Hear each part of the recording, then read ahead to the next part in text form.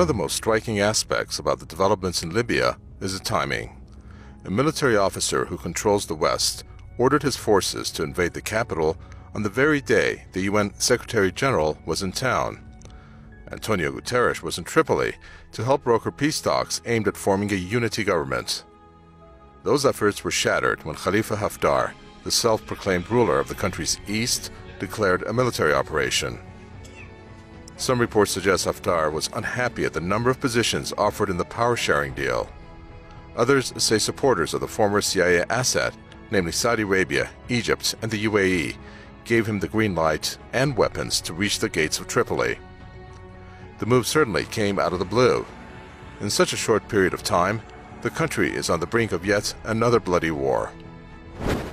The general is chosen this time because it's very significant. The United States, which is the primary force behind the entire campaign of aggression against Libya, beginning with the ouster of Muammar Gaddafi in 2011, is right now inside of a political turmoil, in a situation where they're not sure which areas of hostility they're going to be involved with. The current U.S. president wants to pull troops out of many areas of operation in order to save money for a border wall.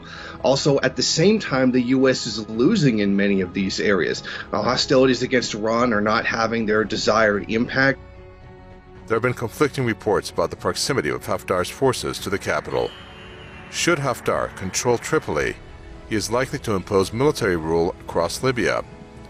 In the country's east where Haftar rules, civilian rule has been replaced by the military, a replica of General Abdel Fattah al-Sisi in neighboring Egypt.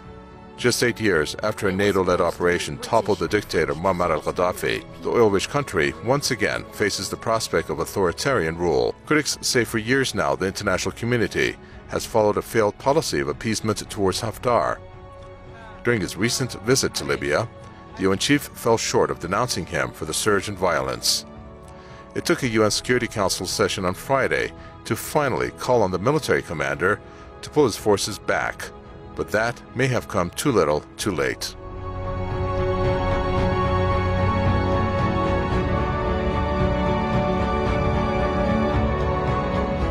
Human Rights Watch says the threat of fighting in Tripoli raises the chances of more atrocities in Libya. According to the rights group, Haftar's forces have a documented record of indiscriminate attacks on civilians and summary executions of captured fighters. Meanwhile, the UN-backed government defending Tripoli is supported by various militia groups. Human rights groups say these militias also have a record of rights abuses against civilians. Since NATO led a bombing campaign in 2011 to oust former ruler Muammar Gaddafi, the country has seen precious little but violence and chaos. At one point, the North African country had 3 rival governments. Now it has 2. A UN-backed government controls the West. A rival administration is in control of the East. Former U.S. President Barack Obama said failing to prepare for the aftermath of the oil-rich country was the worst mistake of his presidency. In 2016, a UK Foreign Affairs Committee delivered an extremely critical verdict on former Prime Minister David Cameron's decision to launch a war in Libya.